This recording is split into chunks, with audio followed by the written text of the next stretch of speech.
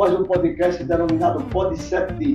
Isso porque pretendemos abordar 7 temáticas diferentes e relevantes para a sociedade maranhense, sergipana e, por que não dizer, para a sociedade brasileira. Assim, meus queridos amigos, aqui nós abordaremos sobre direito previdenciário, direito civil, direito criminal, teologia, contabilidade, nutrição, ciência política, educação física, entre outros temas. Não perca, você será devidamente informado sobre todos esses assuntos e para isto nós contaremos hoje com os seguintes integrantes. Aqui do meu lado, mais à direita, temos o Lucivaldo Silva. Ele é advogado, ele também é contador e pós-graduado em gestão fiscal e planejamento tributário. Já um pouco mais à minha esquerda está o Manassés Gilead, que é bacharel em Direito, e juntos nós pretendemos trazer assuntos sempre fundados na verdade dos fatos ou na ciência. Esse programa se compromete a trazer assuntos para vocês com base na ciência ou na verdade dos fatos. No outro dizer, nós não queremos falar aqui de achismos, não queremos gastar o nosso tempo com aquilo que a gente pensa apenas, nem gastar o seu tempo com o que a gente acha, mas nós queremos trazer assuntos fundados em teóricos, em livros, em pesquisas, para que você seja devidamente informado. Hoje nós vamos dar sequência, portanto, ao assunto que estamos debatendo, estudando, que é ciência política. Queremos lembrar, se você está pela primeira vez, que nós estamos estudando 2 livros, ou pelo menos um dos 2 livros, para tomarmos como base para estudar ciência política. O primeiro livro é Os Clássicos da Política 1, de Francisco Verfort, e o segundo livro é A Ciência Política, de Guilherme Soudaval Góes e Marcelo Machado Lima. Esperamos que você compre os livros e, caso não queira comprar, não se preocupe. Nós nos comprometemos a ler pelo menos um dos 2 livros e estamos aqui trazendo resumos desses livros para que você seja devidamente informado. O nosso programa ele é feito através de perguntas e respostas. Portanto, o Lucivaldo e o Manassés estarão me fazendo algumas perguntas e eu, obviamente, na medida daquilo que eu estudei, eu estarei respondendo a eles e informando vocês. E hoje nós temos uma novidade que foi dito no episódio passado. Se sobrar um tempo, eles também estarão fazendo perguntas sobre o direito criminal, que é a minha área de especialização. E, como eu disse, se tivermos tempo, estaremos também respondendo algumas perguntas sobre a área do direito criminal.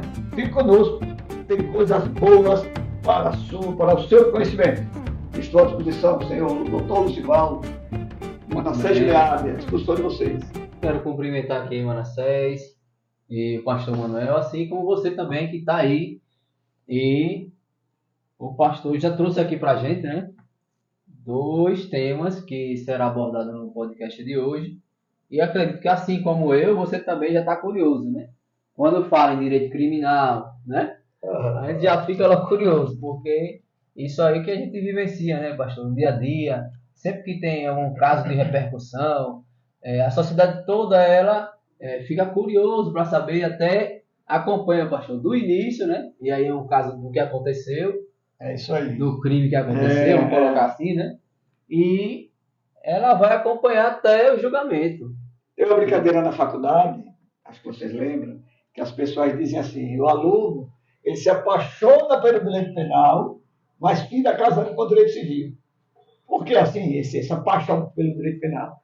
Porque é o crime, né, que vai para uma área dos recônditos do cérebro, lá do subconsciente do ser humano, e a gente fica querendo saber, querendo entender porque é que algumas pessoas se submetem a determinados comportamentos. É instigante, né, querer entender o que passa pela cabeça de algumas pessoas. Então, fica aí, iremos falar, se der tempo ainda hoje, também de direito criminal. Mas aí eu queria deixar agora, passar a palavra ao Manassés, antes de eu fazer a primeira pergunta, Manassés. Mas iremos falar também hoje, né, iniciaremos sobre o Estado, né? Iremos aprender sobre o Estado. Então, quero passar aí a palavra aí para o Manassés, ele fazer os cumprimentos dele também. Sim, eu também quero cumprimentar a todos os internautas que estão nos acompanhando. Quero cumprimentar também o meu companheiro Lucivaldo, Dr. Messias, que irá tratar, como já foi dito anteriormente, sobre temas diferentes, né? Vamos falar sobre na verdade, continuar falando sobre a ciência política. Vamos entrar hoje em mais uma vertente, né, dessa ciência, e também iremos tratar sobre outra ciência, né, que é o direito na sua parte criminal. Então, fique ligado e quero passar já a palavra para o Lucivaldo para ele poder fazer aí a sua primeira pergunta. Vamos lá. Tá pronto? Prontíssimo. Certo, né? Na medida daquele que eu estudei, eu responderei. Estou brincando, eu estudei, me preparei. Daremos informações com base aqui. Então, vamos lá, né? Fica aí ligado na resposta que o pastor vai dar, sempre uma resposta embasada na ciência, né? Do que foi estudado ao longo dos anos, né? Que está hoje em livros. E, de vez em quando, também ele traz aí uma relação com a nossa atualidade. Isso é bom, a gente gosta disso, pastor. Legal. Então, vamos jogar logo a primeira pergunta. Qual o conceito de Estado? Porque a sociedade de hoje, como eu trouxe no podcast passado, tinha uma ideia sobre política, mas aí o senhor trouxe para a gente, à luz da ciência, o que é a política, né? Hoje a gente já avança um pouquinho, e aí todo mundo fala, o que é Estado? No senso geral, todo mundo tem um conceito do que é Estado, mas aí, à luz da ciência, do que estamos estudando, vamos agora aprender o que é Estado. Na verdade, assim, Estado, Luciano, ele também tem mais de um conceito. Mas, para eu não me estender, e eu sei que o propósito da sua pergunta e do que nós estamos pesquisando é o Estado no contexto da ciência política, é para ser bem objetivo.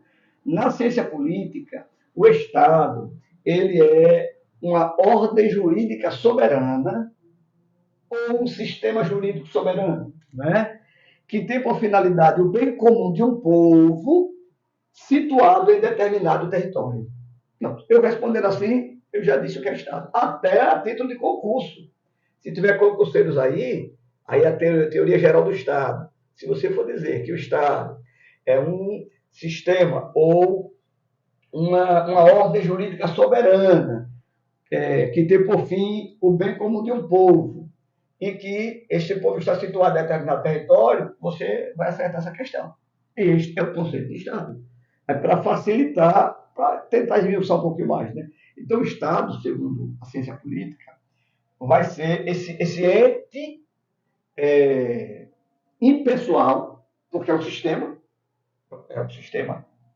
de valores, de normas legais, e esse sistema ele tem por finalidade proteger um povo, e esse povo, que povo a ser protegido?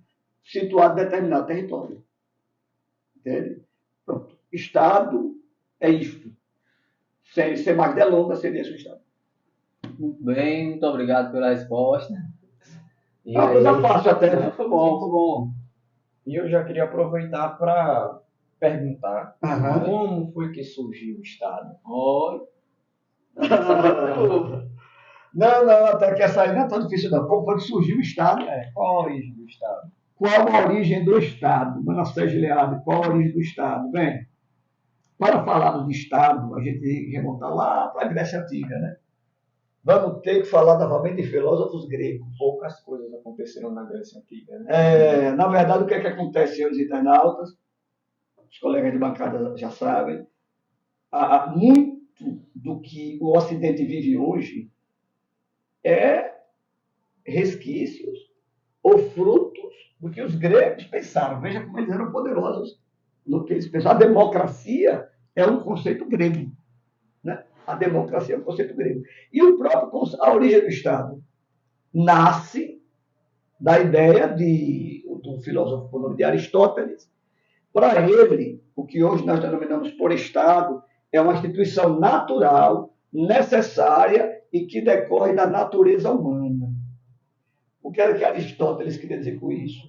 Ele queria dizer o seguinte, ele dizia que o ser humano é um ser gregário. É da natureza do ser humano viver em coletividade. E porque é natural, ou seja, é da natureza do ser humano que ele queira viver de forma gregária em sociedade, é que surge o Estado. Entendeu? Então, a origem do Estado, segundo Aristóteles, é natural. É uma origem da própria natureza. É por isso que ele é chamado de um filósofo naturalista. Aí vai ver isso um pouco mais lá na frente. Porque ele defende a ideia que a origem do Estado ela decorre de algo natural e necessário. Não precisa fazer arquitetações. O ser humano, naturalmente, né, ele vai querer viver em coletividade, porque viver em coletividade ele vai obter segurança. Então, antes, né, para as pessoas se sentirem protegidas, né, tempos mais remotos, uma coisa era uma pessoa enfrentar, digamos, um urso, um leão. Né? Outra coisa era 30 caçadores. Então, eles percebem que a ideia de coletividade é positiva. E depois vão criar as normas para estabelecer o limite de cada um. Em termos estritos, na verdade, o Estado indica uma forma organizacional de poder político que vai se construindo na Europa a partir do século XIII. Aí ele vai para esse conceito que eu trouxe para vocês. Do Estado como instituição soberana para proteger um povo que vive em determinado território. Então, é um conceito um pouco diferente, porque existem várias teorias que embasam o conceito de Estado. Entende? É isso. Eu não sei se foi, sabe? Se ele... Mas acontece o seguinte, que a pergunta que eu tenho para ele também, pelo direcionamento que ele foi dando a sua resposta, já deu a entender que existem, né, teorias que embasaram a origem do Estado, não é isso? Sim. E pela pincelada que o senhor disse aí, o senhor já está afirmando que existia, né? Então, eu queria que o senhor pudesse trazer um pouquinho para a gente que teorias são essas que embasaram a origem do Estado. Teorias que embasaram a origem do Estado. Na verdade, são diversas as teorias. Mas eu vou citar, né? Não dá para explicar todas. Mas eu vou citar, pelo menos assim, as mais difundidas. Por exemplo, nós temos a teoria naturalista, que é a que Aristóteles defendia. Já entenderam porque é naturalista?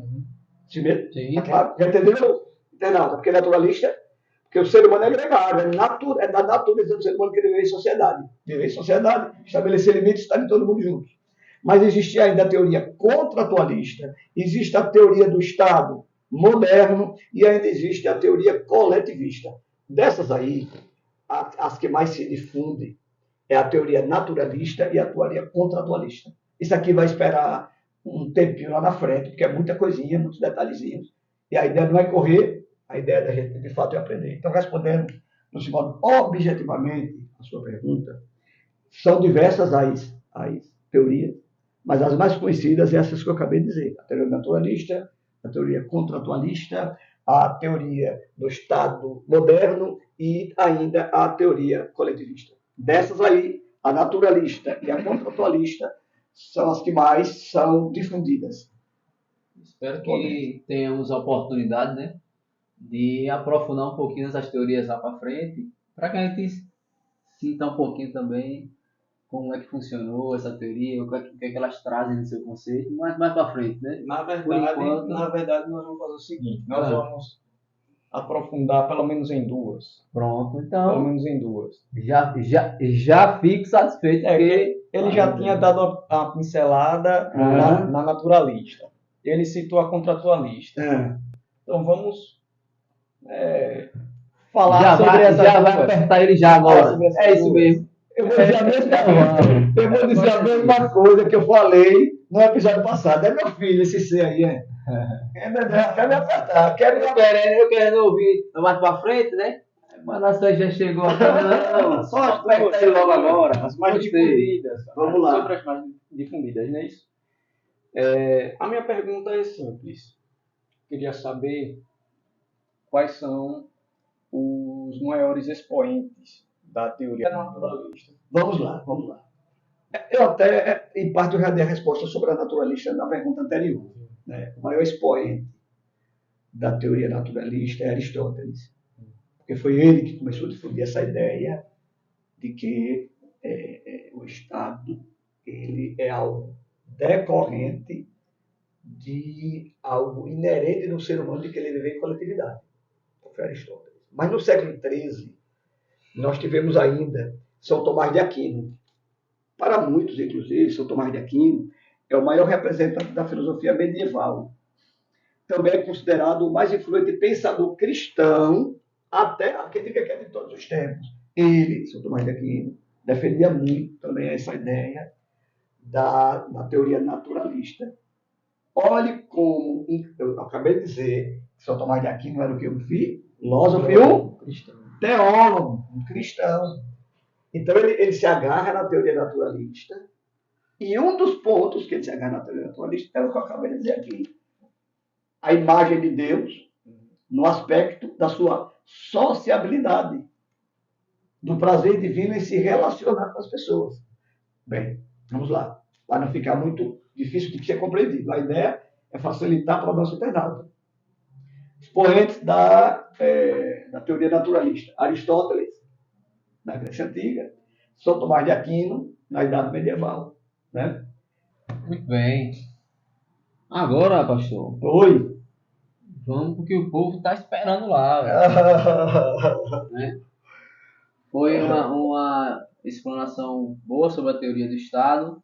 Até agora aí aprendemos, né, a continuação aí da ciência política. E agora vamos aí na curiosidade do povo, né? Até eu já estou aqui também curioso, né? Os penalistas de plantão. E a sociedade gosta, né? Gosta de saber o porquê de muita coisa, né? Então, vamos aqui entrar um pouquinho na teoria do crime, não é isso, pastor? Vamos lá. Então, se vamos entrar na teoria do crime, eu vou logo perguntando. Diga. Vou perguntar logo primeiro. Pergunta e pode perguntar. Se a teoria do crime, e aí agora vamos ter um entendimento agora, né? Não do que a gente acha, né? Certo. Mas vamos aprofundar um pouquinho aí no direito para a gente aprender um pouquinho aí. O que é crime? O que é crime? Vamos lá. Pela ciência, né? Ciência do direito. Existem 3 conceitos para crime. Existe o conceito formal, existe o conceito material e existe o conceito analítico. Eu não vou citar o formal e o material, porque até nas academias e até nos concursos públicos é pouco exigido. Eu vou dar o conceito analítico de crime. E, Luciano, para a maioria dos doutrinadores, ou para a corrente dominante, né, o conceito analítico de crime que tem a teoria tripartite, porque tem a teoria bipartite, mas era tripartite. O crime tem 3 partes, por isso que é tripartite. Tem 3 partes. São eles: o fato tem que ser típico, o fato tem que ser ilícito e o fato tem que ser culpável. Na teoria bipartite, o crime é típico e ilícito. E eles vão dizer que a culpabilidade é apenas uma consequência dos outros 2 primeiros tópicos. Mas a teoria dominante diz que não. Crime, ele é um fato típico, ilícito e culpável. É tripartite. Para que exista um crime, senhores internautas, tem que existir o preenchimento desses 3 elementos. Tá certo? Pronto. Então, vamos acrescentar um pouquinho mais, porque fica muito juridiquês. Eu queria que o senhor fizesse o seguinte. O senhor falou aí na questão da doutrina predominante. Isso eu queria só que o senhor esmiuçasse um pouquinho para o nosso público, né? Certo. Quando você usar um pouquinho esses termos, eu vou pontuar mais ou menos alguns termos. Seriam esse termo, e o senhor explicasse um pouquinho mais para o entendimento do direito, Vamos lá. o que é crime nesses 3 aspectos. Ou seja, tem que cumprir esses 3 elementos, como o Manassés colocou, Boa pergunta. para Excelente poder pergunta. ser caracterizado como crime para o direito. Vamos lá. O que é um fato típico? O que seria uma tipicidade? A tipicidade eu vou chamar de adequação da lei. É o que está escrito na lei. É o que está redigido na lei. Né?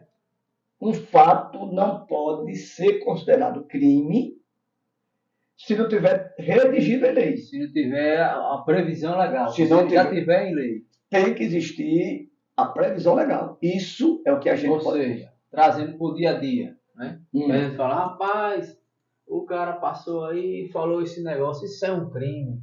Né? Às vezes a pessoa tem o hábito de falar, né? Quando vê uma coisa muito fora do comum, do costume, acaba chamando de crime. Né? Isso é um crime que esse cara fez.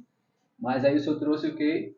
Que essa ação, né, do indivíduo, ela tem que ter uma previsão já na lei. Ou seja, na lei tem que estar escrito que aquela ação que eu cometi, que eu fiz, está escrito lá dizendo que é crime. Seria isso, porque veja como é simples de entender. O direito penal, o Sivaldo Manassés, que é direito penal, é o ramo do direito da espada, da repressão, da punição, da prisão. Há quem diga, e eu concordo, que a liberdade é o segundo maior bem jurídico que uma pessoa tem. Então, primeiro é a vida e depois é a liberdade. Então, imagine um governante chegar e estabelecer a privação da liberdade de uma pessoa sem que a pessoa saiba sequer porque ele está sendo preso. Não seria uma justiça. Então, os legisladores, eles, de forma muito inteligente, né, eles fizeram que, para que uma conduta seja considerada crime, ela primeiro tem que ser redigida em lei. Isso é chamado de princípio da legalidade. Tem que estar, e ainda, o princípio da legalidade se converte em vários outros princípios, né, da lei, mas só para ser mais objetivo aqui. Tipicidade é um dos elementos do crime que indica que o fato que a pessoa cometeu, existe uma prescrição legal que diz que aquilo é punível com pena de prisão ou com detenção. Tá claro? Sim, sim. Pronto. Então vamos lá. Se eu chegar e matar alguém, por que isso é típico? Vamos lá, deixa eu explicar a você. Por que matar alguém é típico? Porque você vai lá no Código Penal, no artigo 121, e no artigo 121 você vai encontrar exatamente isso. Matar alguém, pena de. Então tem uma previsão legal que declara que aquele ato é considerado crime. Ou seja, aquela conduta se adequou à norma penal. Se adequou à norma penal, cumpriu o requisito, o elemento da tipicidade. Porém, mesmo que o fato ele seja típico, ele precisa ser lícito. Aí tem gente que não entende, aí se revolta. Mas não é crime, você não já cometeu. Você já cometeu, então tem que prender, mas assim, né? Não tem nada não cometeu. Matou. Se matou, já matou, não matou, não está lá, tem que ser preso. Porque ainda tem que ser ilícito, se já está na lei. A questão, Sivaldo Manassés e seus internautas, é que o fato ele pode ser típico e não ser ilícito. Como é que a lei condena e não é ilícito? Entra outro instituto do direito penal chamado de excludente de ilicitude. Mas calma que a gente vai chegar lá. O senhor está se antecipando aí, mas eu gostei que o senhor já se aprofundou aí um pouquinho, mas eu me deu satisfeito na questão que o senhor trouxe o seguinte. A gente trouxe um caso prático, o cara matou, então já se enquadra na tipicidade, né? É típico porque está em lei. Porém, vai existir um desenrolar disso aí ainda. Né? Vamos lá. Típico é porque está em lei. Ilícito é porque é algo não permitido. E culpável é porque existe uma reprovabilidade. Pronto. Depois eu posso esmiuçar com mais detalhes. Então, rapaz, olha, você vai ver, tá aprendendo aí, né? Então foi bom que o Manassés que ele trouxe aí, já mastigando, né? Sim. E acredito, pastor, da forma que o senhor explanou agora, todo mundo aí compreendeu, né? E tá agora, ainda você tá aí, tá aprendendo junto comigo aqui o linguajar deles, né? É o linguajar que eles aplicam lá nos tribunais e tal. Isso é importante para a gente também entender um pouquinho. Quando a gente às vezes passa um noticiário, pastor, o jornal fala lá, o advogado falando, não, que isso tal, é típico, é ilícito, é aquilo, e a gente tá aqui, nem consegue compreender o que ele está dizendo, né?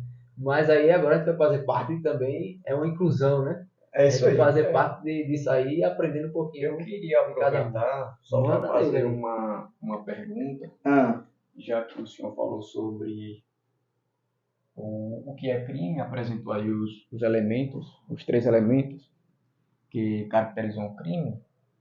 Um deles foi a tipicidade, ou seja, ele fato, o crime, para ser crime, ele precisa ser um fato típico. Isso. Me dê, então, e o senhor já deu aqui, o Lucivaldo também, ele deu alguns exemplos de fato típico. Então, eu queria saber um exemplo de fato atípico, fato que não é típico. Gostei da pergunta. Sabe por que eu gostei da pergunta? Porque se todo cidadão sofrer um momento, uma possibilidade de prisão, ele precisa perguntar exatamente qual. De uma forma bem simples, Manassés, Lucivaldo, Eternal. Qual é o artigo que você está querendo me prender? É porque se você quebra qualquer um desses elementos, já não é crime. Já não é crime.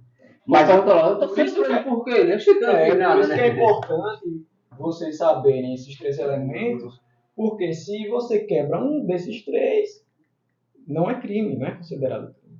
E então, no caso da tipicidade, por exemplo, antigamente, talvez há décadas atrás, existia a tal de uma prisão para averiguação.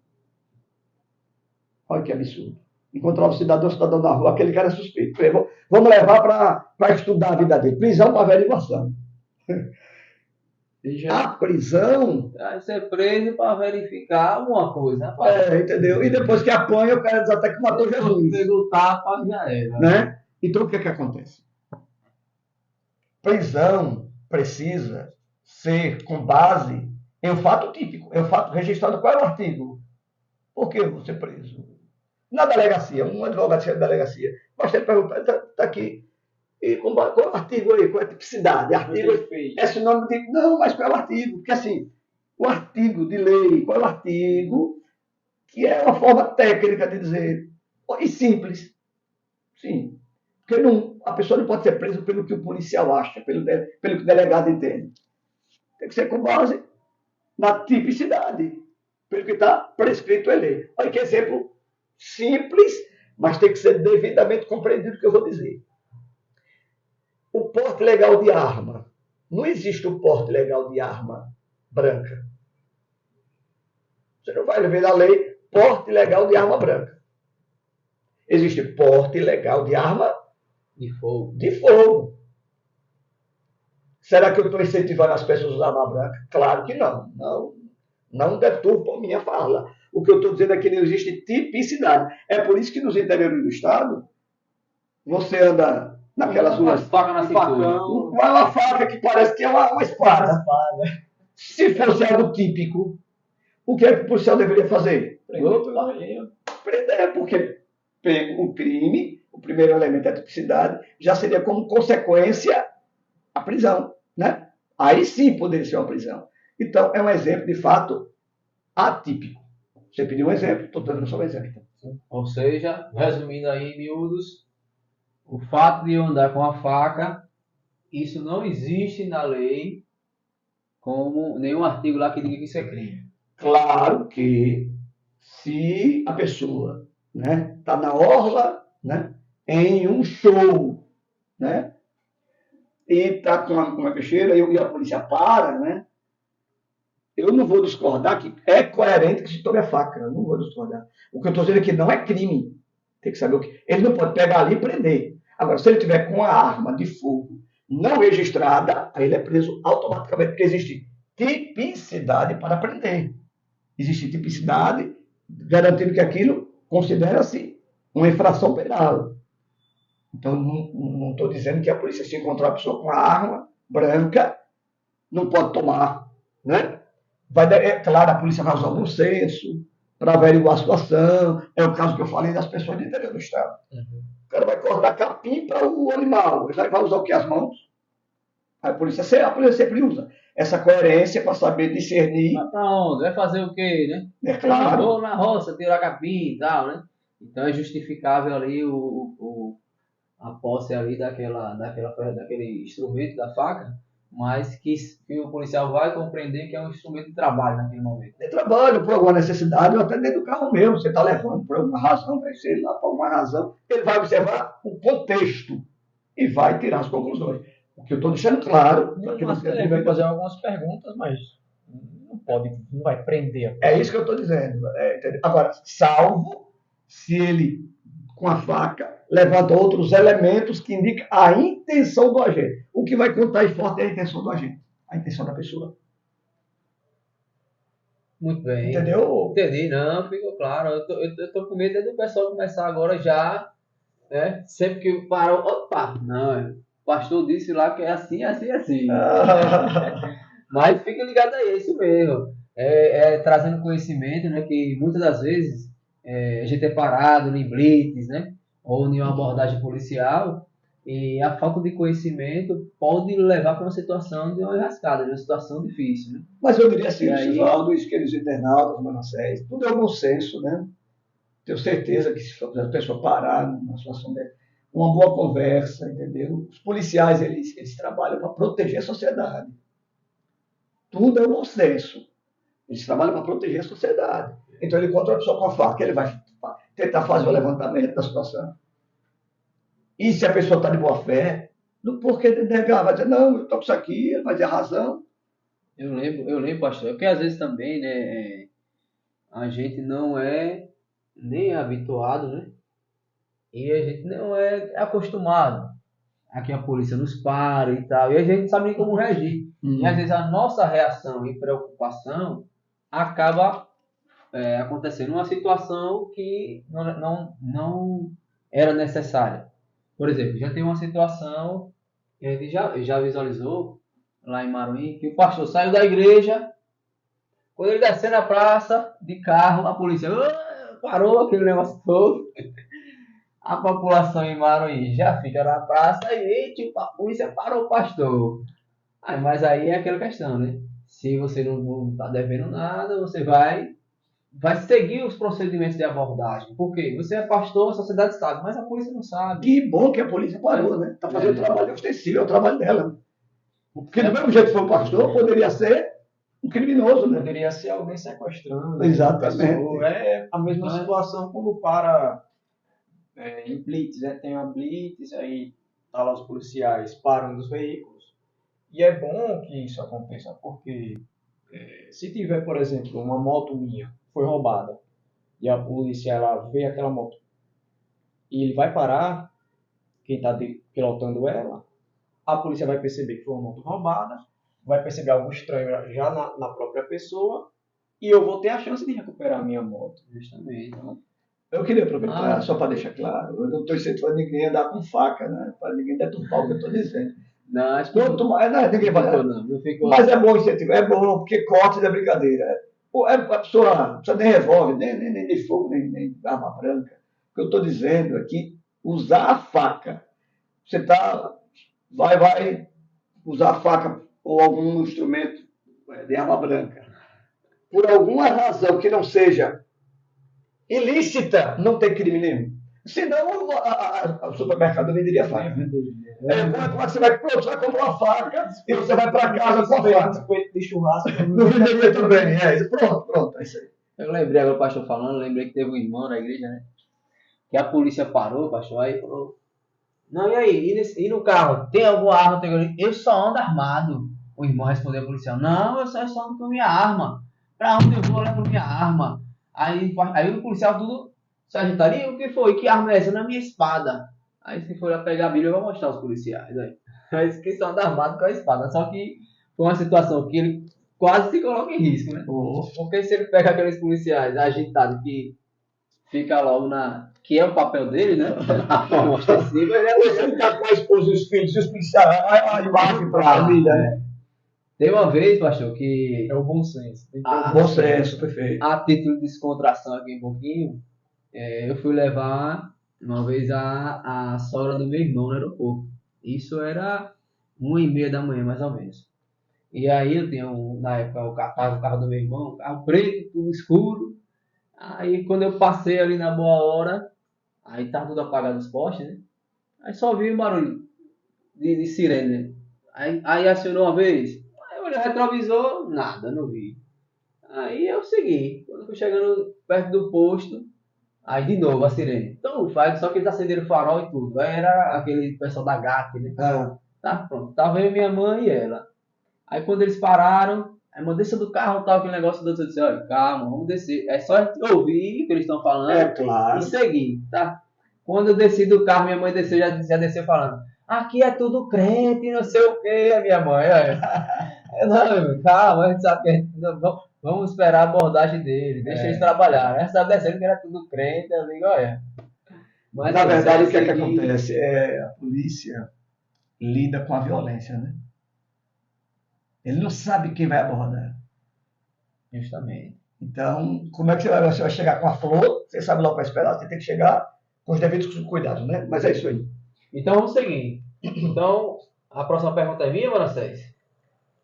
Sinceramente, eu me perdi. Viu? Não, mas eu vou dizer então. Eu tenho outra pergunta aqui. Que ele vinha falando sobre a ideia, construindo, né, a ideia do que é crime, né, trazendo os elementos, se é um fato típico, ilícito, culpável.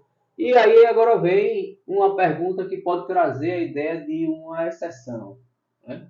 Para a gente começar a compreender agora o conceito de quê? Certo. A gente fez uma ação e essa ação ela está prevista lá no Código Penal. É típica. Então ela é típica. Isso. Né? Tem lá dizendo que aquilo ali é crime. Certo. Porém, né, como tudo, existem as exceções. Certo. E aí eu queria saber do senhor, que o senhor explanasse um pouco para a gente, sobre as chamadas excludentes de ilicitude. Rapaz, tá top, viu? Esse programa aqui tá top, viu? O povo está curioso, quer saber. Então vamos lá. Ele quer saber as excludentes de ilicitude. Vamos lá. É como eu estava dizendo, Lucivaldo, o fato ele tem que ter típico, ilícito e culpável. Então, ele está registrado na lei, é típico. Mas tem vezes que ele não é ilícito. Aí alguém se indigna. Aí é absurdo. É crime, está na lei. Como é que ele não é ilícito? Porque, vamos colocar assim, entre aspas, que de vez por outra a lei permite uma justificativa para determinado ato. Vamos dar exemplo do homicídio mesmo. Vou dar exemplo aqui para título de brincadeira. Mike Tyson, o lutador, veio visitar Sergipe. Mike Tyson veio visitar Sergipe. E aí tá passando nós três, Mike Tyson tropeça em mim e me derruba. Aí o Lucivaldo se irrita. Derrubou meu pastor, meu irmão. Questão do quê? Manassés, meu pai não. Parte para cima do Mike Tyson, olha. Eu lá no chão. Mike Tyson com medo de Lucivaldo Manassés, porque o Lucivaldo Manassés ameaça mesmo, junto com raiva. Dois braços dele, né? Mike Tyson assustado, pega um revólver e uma faca. E parte para cima. De Lucivaldo e de Manassés. Lucivaldo, bom no golpe, dá um chute. Derrubou o revólver de Mike Tyson. Manassés dá lá um golpe também, tira a faca de Mike Tyson. O que é que eu estou querendo chegar com esse exemplo? Mike Tyson, ele foi tentar agredir contra a vida de vocês. Ele foi para atingir, para tirar a vida, né? Então vocês usam de meios necessários. É isso que é a legítima defesa que eu quero falar. É uma excludente da ilicitude. você usa os meios necessários para reprimir aquela agressão. Eu falei a título de brincadeira, mas o que eu falei aqui é o instituto de uma excludente de licitude chamada de legítima defesa. Então, o que é a legítima defesa? É uma reação justa diante de uma atitude injusta, de forma moderada para repelir a agressão. Mas, se Mike Tyson passando na rua, vocês do nada, fosse chutar Mike Tyson, quem é que seria punido por lei? Vocês. Porque nenhum cidadão deve ser agredido. Mas por que vocês agrediram? Repelindo a injusta agressão. Porque ele partiu para cima de vocês.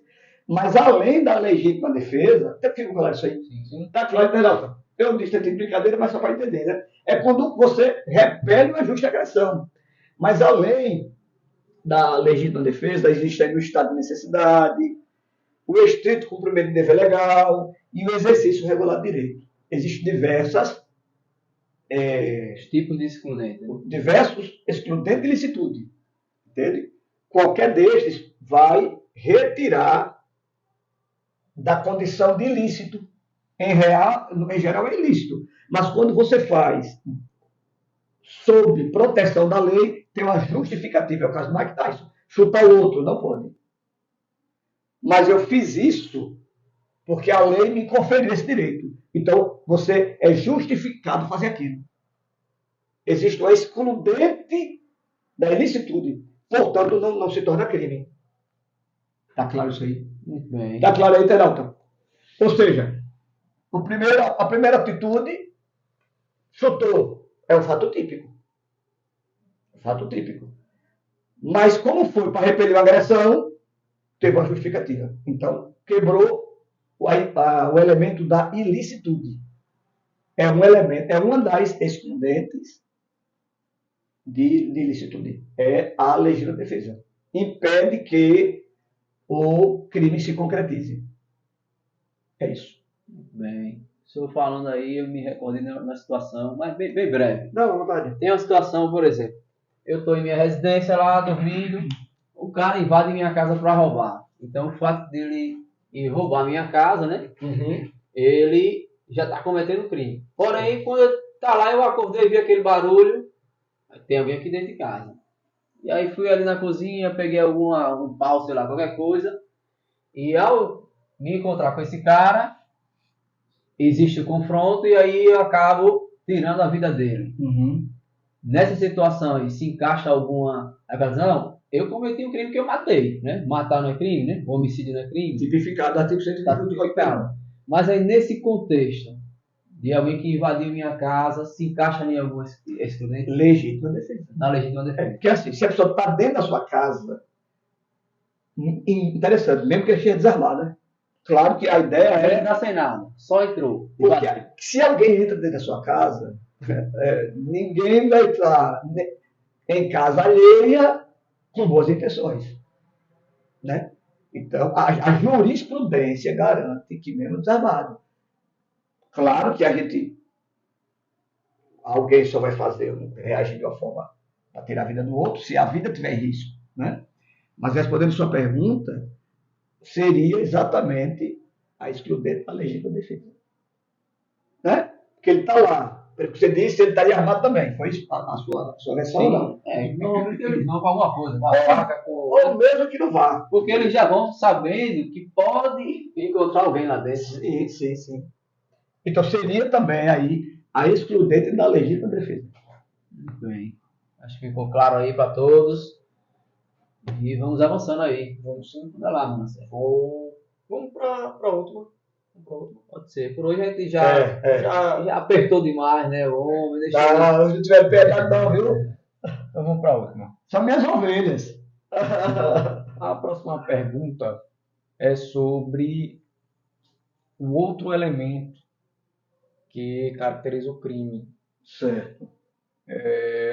Mas eu gostaria de perguntar ao senhor quais são as excludentes desse elemento, que é as excludentes da culpabilidade. O terceiro elemento do crime. Sim, Quais são as exclusões da culpabilidade? sim. Pronto, alguém pode perguntar do mesmo jeito. Mas peraí, se já está tipificado em lei, é ilícito, não já tá bom, não. A culpa já é dele. Alguém vai dizer, a culpa já é dele. Os teóricos podem dizer, não. Há a possibilidade de você cometer um fato que é típico, um fato que é ilícito, e você não ser culpado. Não existe a culpabilidade. Por quê? Segundo os teóricos, a culpabilidade é o juízo de reprovação. Né? Na verdade, é a noção que a pessoa tem do injusto, do mal cometido. Entendeu? Não? Se não entender, vai dizer aí. A culpabilidade é a reprovação, o juízo de reprovação. É a noção de erro que a pessoa está cometendo. Para ficar fácil, vou dar um exemplo que fica mais fácil. Uma criança, um pai dentro de casa, ele tem uma arma de fogo e ele fica limpando a arma de fogo diante de uma menininha de 6 anos de idade. E ele não só faz a limpeza, mas ele também manuseia a arma de fogo, treinando dentro de casa. E deixa em lugar acessível. Aí essa doce garotinha de 6 anos de idade vê o pai usando. Aí ela pega ali uma vez e bota na barriguinha da mamãe e puxa. Então, qualquer pessoa fazendo isso na barriga de uma pessoa, ou é homicídio se morrer, ou é tentativa de homicídio se fica vivo. No caso da criança, aí tem as excludentes de culpabilidade. E uma delas, Manassés, é exatamente a menoridade. Ou seja, a criança ela não tem uma noção do que está fazendo, porque a culpabilidade, né, a pessoa tem que ter noção do que está fazendo, consciência do que está fazendo. Essa é a ideia que a doutrina e a teoria traz. Outro exemplo. Olha que coisa absurda, né? Tem coisas que é assim, mas vamos lá. Deixa eu dar mais 2 exemplos. Ainda falando de criança mesmo. De criança. Lucivaldo está de carro novo, carro bonito, Lucivaldo. Aí o cara chega ali e começa a dar pesada no carro do Lucivaldo. Pá, pá, pá. Amassa, quebra o retrovisor. Além de um dano civil, é um dano criminal. Crime de dano. Existe o crime de dano. Ou então, um adulto passa e risca seu carro. É um adulto. Outra coisa é o menino de 4 anos. A gente pode até acionar os pais para pagar o prejuízo. Os pais, civilmente. Mas criminalmente, como é que vai ser crime? Porque não tem culpabilidade, não tem consciência do erro que está sendo cometido. Está claro isso aí? Bacana. Pronto. Então, tem várias outras excludentes de culpabilidade, né? Tem a embriaguez completa e voluntária, mas eu disse que daria 2 exemplos, foi do anterior. Deixa eu ver quanto que eu estava lembrado. Tem vários, essa questão de inimputabilidade, ter o louco, né? Ter o louco. Né? Então, uma Que é a coisa... questão do absolutamente incapaz, não é isso? Então é a questão aí é chamado de imputabilidade. Inimputabilidade. Entendeu? Ele é inimputável. Na verdade, é absolutamente capaz. No direito civil, no direito penal, ele é inimputável. Que é quase a mesma coisa. Entendeu? Mas o exemplo do que eu quero dizer, uma coisa é uma pessoa que tem consciência cometeu o crime. Outra coisa é um louco. E qual é a diferença quando é uma pessoa com um louco e um que tem consciência? O que tem consciência, se for crime, se for típico, ilícito e culpável, tem pena. Se for um louco, não tem pena, tem medida de segurança. Ele vai ter que ir para um hospital psiquiátrico, ou vai receber medidas em casa mesmo, para tratar a mente. Entendeu? Porque eles vão dizer que não é coerente você pegar um louco e colocar dentro do presídio. Vão matar ele vai matar outras pessoas, porque ele é louco. Né? Então, excludente de culpabilidade tem a doença mental, né? Inimputabilidade? Tem. A menoridade. Entendeu? Temos ainda como excludente de inimputabilidade a embriaguez completa e involuntária. Isso aqui é muito importante. A embriaguez tem que ser completa e involuntária. Porque alguém diz assim, eu vou beber para depois aprontar. Não estava sabendo, nem lembro de nada. Né? Não, mas não é nem isso que eu estou dizendo. Então, eu estou falando, tem gente que usa essa justificativa. Eu bebi, eu estava fora de si, não lembro de nada. Mas essa que o senhor está falando, da excludente de culpabilidade, seria uma embriaguez involuntária. Involuntária. Por exemplo, o que é uma embriaguez involuntária? Entendeu? Você até toma uma cerveja e não fica bêbado, por exemplo. Só que você misturou com remédio. Você não sabia, ou vinho. Aí deu loucura. Vai dar bom em todo mundo. Vamos processar. Rapaz. A mistura que você fez, você não sabia que ia ocasionar aquilo ali. Você vai entender? Então, agora, quem bebe e comete crime... Então começou a tomar uma cervejinha, aí já está na 20ª. E aí ficou embriagado ao ponto de perder a noção. Cometeu o crime, não vai ele responde pelo crime. Por que ele responde pelo crime? Eu não lembro agora exatamente o termo em latim. Se eu errar, não vou dizer. Ou seja, mas ele acaba entrando na culpa, né? Ou seja, culpabilidade. Vai ser um crime... Parece que é acto libere causa. Que a ideia é assim. Quando você foi beber, você sabia que poderia se embriagar. Então, a ação liberada para aquela causa. Então, você evitasse. Você assumiu o risco. Você assume. Tipo isso aí. Então, você... eu estava bêbado. Então, por que você bebeu? Você não sabia que tem essa possibilidade? Uma coisa é algo que foge do seu controle. A medicação. A pessoa bebeu para fazer crime, por exemplo, mas a pessoa não tem noção de quanto aquela bebida é forte. Ela vai, bebe pensando que é só um copinho, só uma dosezinha. E aí ela bebe e acaba perdendo a noção. Mas não é nem isso aí. Na verdade, a medicina que vai acompanhar. Né? É quando tem alguma coisa que, de fato, ele não tem essa noção exata, mas porque uma coisa... comprovadamente ficou, através da medicina, que foi feito daquela bebida de forma inconsciente. Aí tem que ele ter consciência se ele vai beber uma bebida forte. Então, é justamente isso. A diferença é só o quê? O primeiro exemplo, a pessoa que bebe vários copos, ela tem noção de que vários copos vai deixar ela embriagada. Outra coisa é a pessoa diz assim, olha, tem essa bebida aqui. Aí tem só uma dosezinha. Aí ela, vou experimentar. Mas aí é que tá. E se essa dose é forte? Então, mas ela não tem essa consciência. Mas não é isso, não. Aí é uma briga do Ministério Público com a defesa. Porque eu sou defesa. Eu vou dizer o que ele está dizendo.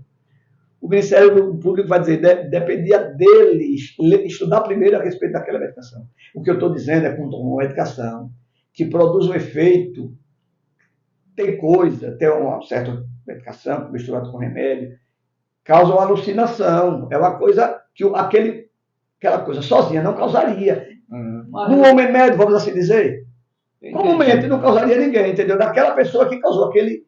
Mas nesse caso de Manassés, que ele falou aí, pelo que eu entendi mais ou menos, digamos que tenha 2 pessoas bebendo.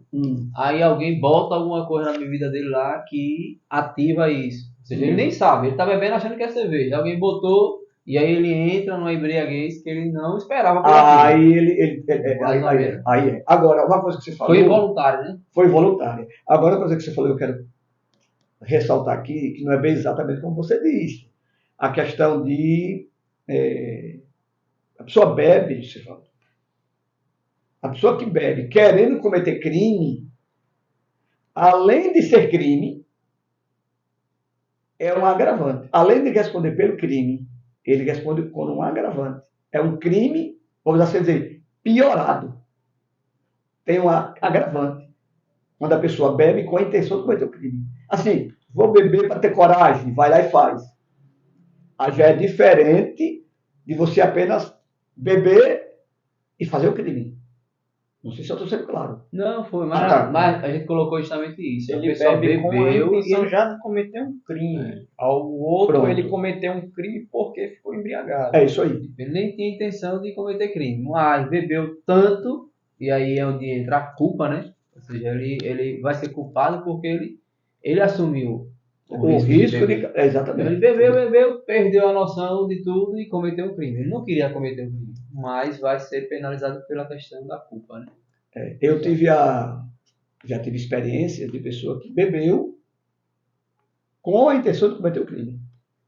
Então, o Ministério Público... Bebeu para ter coragem. Olha, o Ministério Público, ele apresentou a denúncia exatamente como homicídio qualificado, que tem outras características, e ainda com a agravante de ter bebido com a intenção de cometer o crime. Mas é isso. Então, excludentes da culpabilidade. Vamos resumir.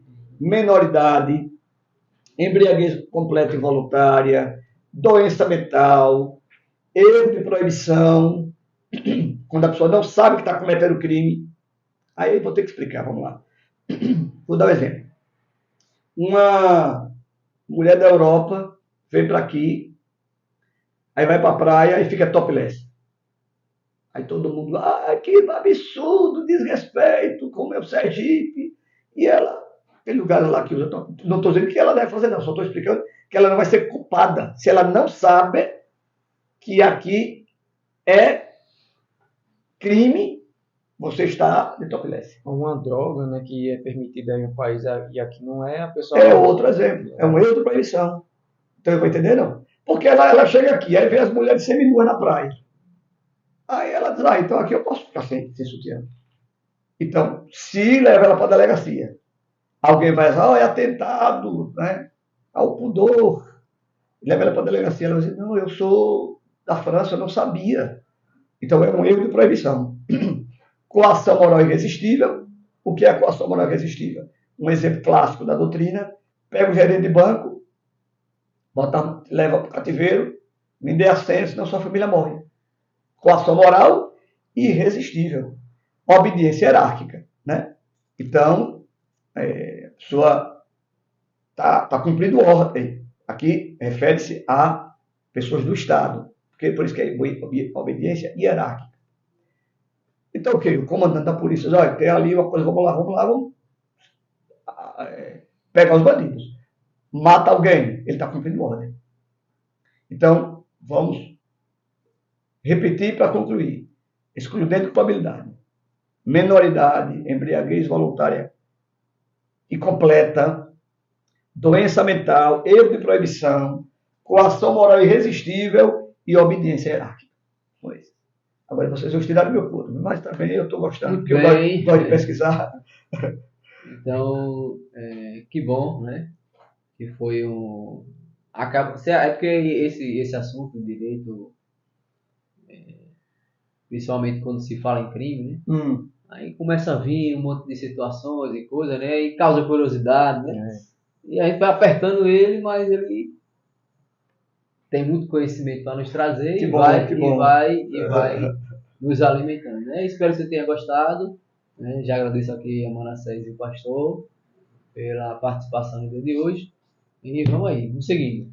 Eu também quero aproveitar já para agradecer por mais esse episódio, agradecer a Lucivaldo, né, que está aqui me dando também a ajuda, né, colaborando aqui com as perguntas e também complementando, né, dando os exemplos aqui. Agradecer também ao pastor, né, pelas respostas, pelos ensinamentos, e quero passar a palavra para ele finalizar. Eu estou gostando do nosso podcast. Eu espero que vocês estejam gostando, né?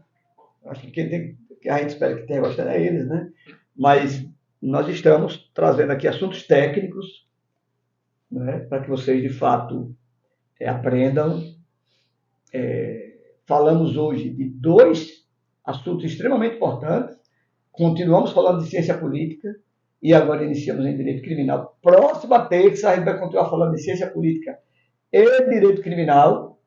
Então, fique conosco, que você estará sempre devidamente informado.